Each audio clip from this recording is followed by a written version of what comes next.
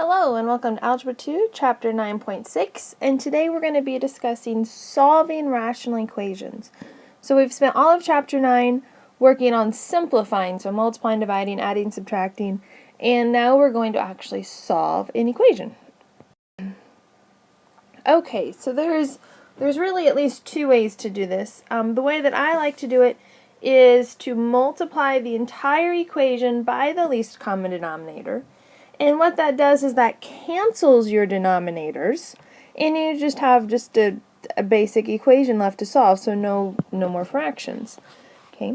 The other way you could do it is you could give everything the least common denominator and then solve by combining the fractions on the same sides, and then you'd end up needing to cross multiply, which we'll actually talk about that towards the end of the video. Okay, so here's our first one. What I would suggest you do is you multiply the entire equation by the least common denominator. So if you were going to give everything a common denominator, what would it be? Well, it should be 2x. And so I'm going to multiply by 2x, and that's going to get distributed to everything.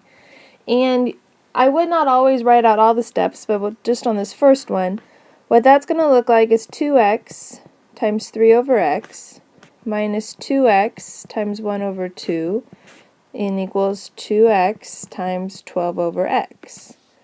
And then if you would simplify before you multiply, those x's cancel, leaving you with 6.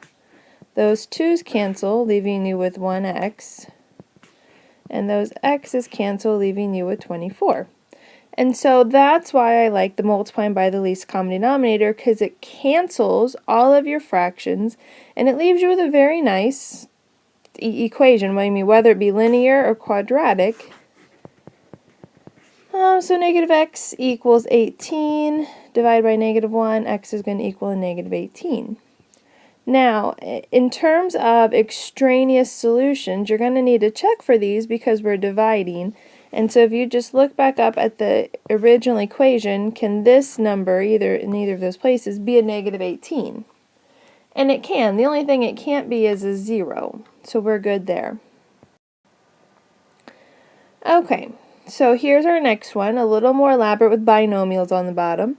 And so if you were going to give everything a least common denominator, what would it be? It would be x plus 1. And so I'm going to multiply the entire thing by x plus 1. And so that gets distributed to everything. Okay, and so one more time I'll actually write it out. So it's x plus 1 times 5x over x plus 1 equals x plus 1 times 4 minus x plus 1 times 5 over x plus 1. And if you cancel before you multiply, you'll find out those cancel, leaving you with 5x. This is 4x plus 4. Those cancel, leaving you with a minus 5. And again, you have a fairly basic equation to solve. You get x equals negative 1. Okay, and then we really need to examine our extraneous solutions. Can either of these x's be a negative 1? They can't, because if they were negative 1s, then they would be dividing by 0. So that does not work. We only had one answer. It didn't work, so this would be no solution. Okay, so let's see if we can do this without writing out the steps. And if you need to, by all means, please do. Don't get it wrong because you're trying to not write down steps. What are we multiplying by? We're multiplied by x plus 3, because if I was to give everything the same denominator, that's what everything would get. So when you multiply it times this first fraction, it cancels, and you just get 2x. When you multiply it by the second fraction, it's not a fraction in this case, you're going to actually multiply, so you get x plus 3. And then we multiply by this third one, again they cancel, and you get minus 6. Okay. So from here, subtract x, x equals negative 3. And then again, you're going to look and say, can x be negative 3? Right? Can either of these x's in here be negative 3? No, they can't, because that would give you a 0, so that does not work. You have no solution. Alright, so up in the ante just a little bit. What you want to do, just like when we were adding and subtracting, is you want to factor first before you would give them a least common denominator. So I'm going to factor this difference of squares here into x plus 2x minus 2. And then when I multiply, if everything had the same denominators, they would all have an x plus 2 and an x minus 2. We'd give this one an x plus 2 and we give this one both. Okay? So I'm actually multiplying now by two binomials. So when I multiply this first one, the x minus 2 part cancels, and I get x plus 2 is the only thing that I'm going to take times 3x minus 2. Okay? Now remembering then that the whole thing is there when I go to multiply by the next one, x minus 2. So when I multiply by the second one, they both would cancel, and I just get that 6. And when I go to multiply by the third one, then I'm actually multiplying and it's times 1. So then I just get x plus 2 times x minus 2. Alright, so from here then, you just need to simplify. So we have some foiling to do.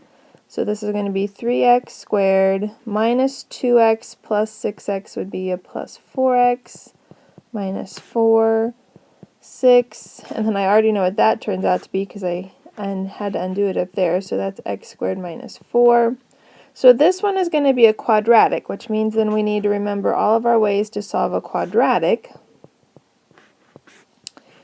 And let's see here, that's should really combine my like terms, huh? We're just going to say that's going to be in a plus 2, so we're in a minus 2.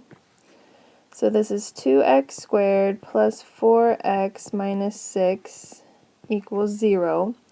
And so probably want to factor out the greatest common factor of 2. And then if it factors, that would be ideal. If not, you're going to have to use quadratic formula. So let's do x plus 3, x minus 1.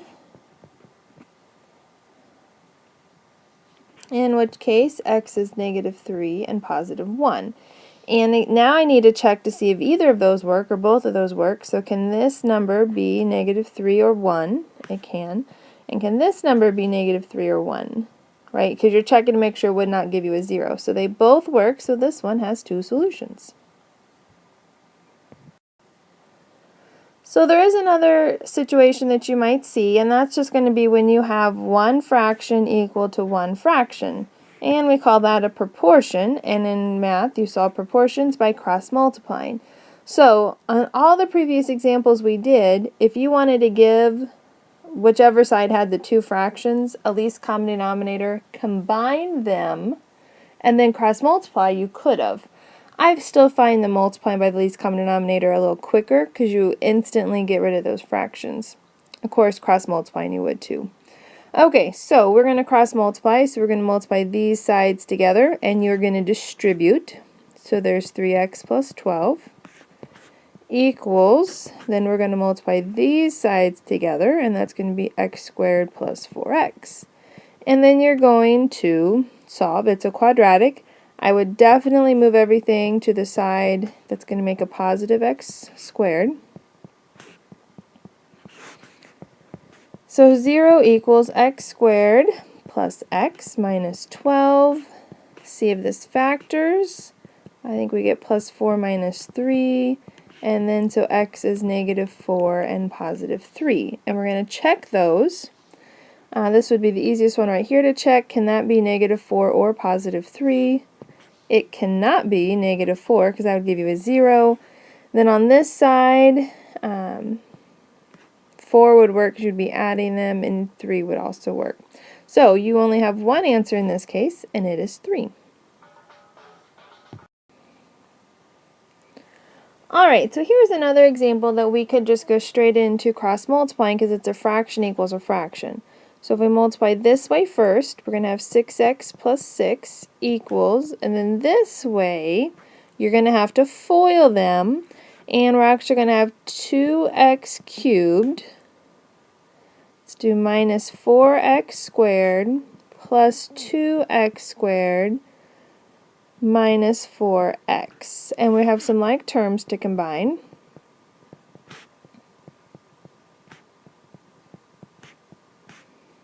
Okay, and so it's a cubic, which we have not solved a cubic, I think, since like chapter 6. I looked back and I think that's when we did this.